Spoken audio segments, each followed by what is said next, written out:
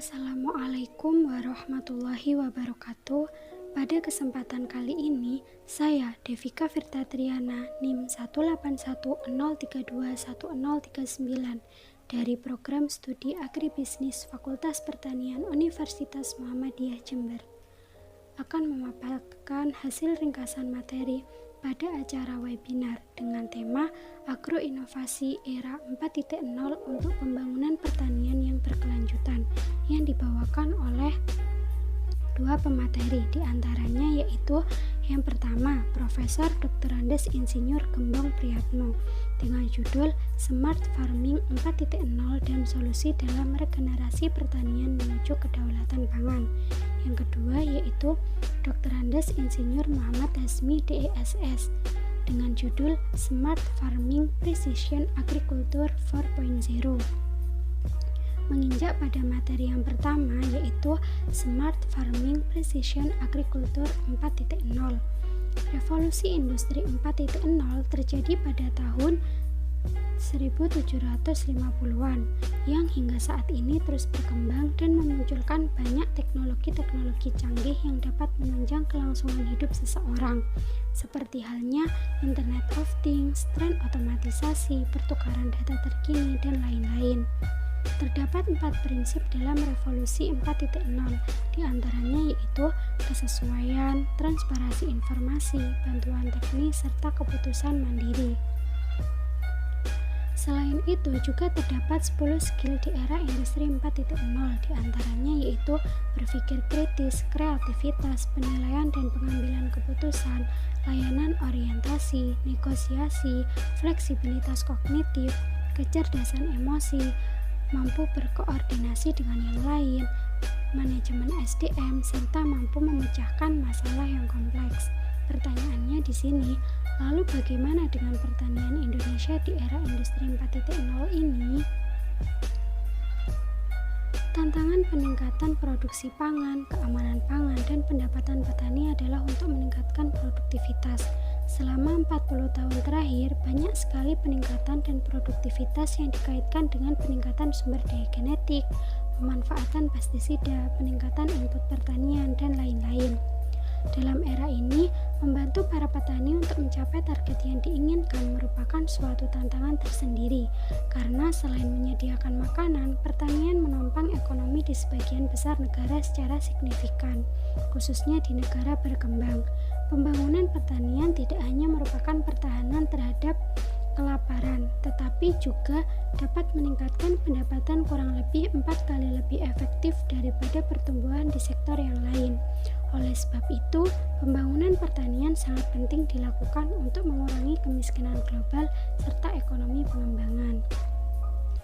Berikut merupakan komponen dan praktis terbaik dalam industri 4.0, diantaranya yaitu The Role of Big Data, The Internet of Things, aplikasi komputer dan HP, sprayer, drone, prediksi dan nego harga hasil panen sebelum tanam, penerapan manajemen operasional dan manajemen risiko, serta menjamin keamanan pangan dan pencegahan HPTG, dan juga penggunaan GPS, Wi-Fi, dan satelit.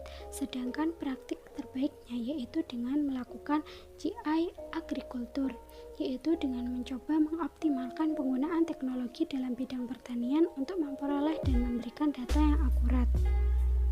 Sebagai tindak lanjutnya, kita juga harus mampu berpikir terbuka, mengikuti para ahli yang rekam jejaknya bagus, mampu menyesuaikan kurikulum adaptasi 10 skill di era revolusi industri 4.0, serta integrasi ilmu untuk perkembangan pertanian.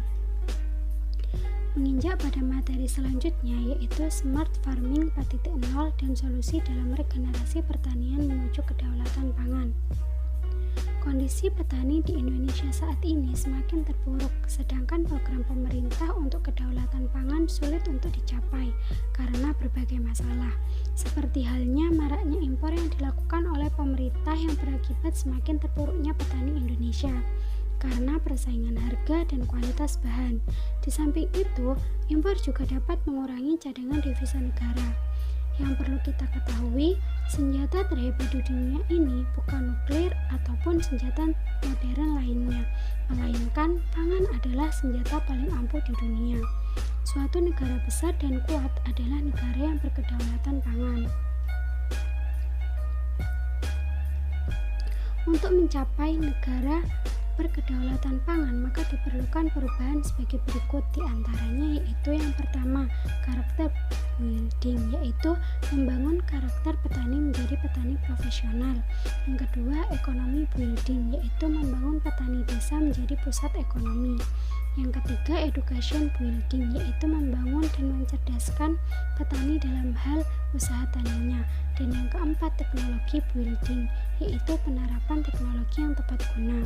Untuk menyukseskan program kedaulatan pangan pemerintah, maka kita harus melakukan hal-hal berikut ini, diantaranya yaitu program perbaikan penyuburan tanah dengan manajemen yang baik, optimalisasi gen lokal, pemanfaatan lahan tidur yang sudah dikuasai oknum maupun yang belum, serta perubahan politik dan kebijaksanaan peraturan perundangan pertanian yang lebih mendukung petani atau pelaku di bidang pertanian.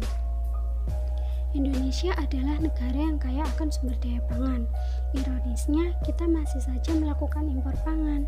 Kondisi ini terjadi diakibatkan oleh beberapa hal, diantaranya yaitu yang pertama, kerusakan tingkat kesuburan tanah akibat revolusi hijau dan pencemaran air dari limbah-limbah pabrik yang tidak diolah. Yang kedua, berkurangnya lahan pertanian akibat pertambahan penduduk. Dan yang ketiga, masih banyaknya lahan tidur yang belum dimanfaatkan oleh rakyat dan pemerintah.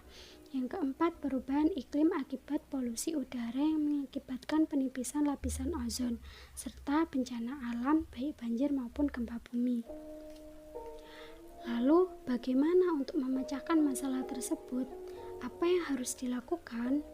Selain mengandalkan kebijakan pemerintah, kita sebagai generasi bangsa juga harus mampu meluangkan ide baru, karena pada dasarnya pemimpin yang baik ialah pemimpin yang bisa dan mampu memandang ke depan, membawa suatu usahanya maju ke depan, dan mampu mendidik generasi menjadi calon pemimpin yang unggul, profesional, bijaksana, dan ahli strategis.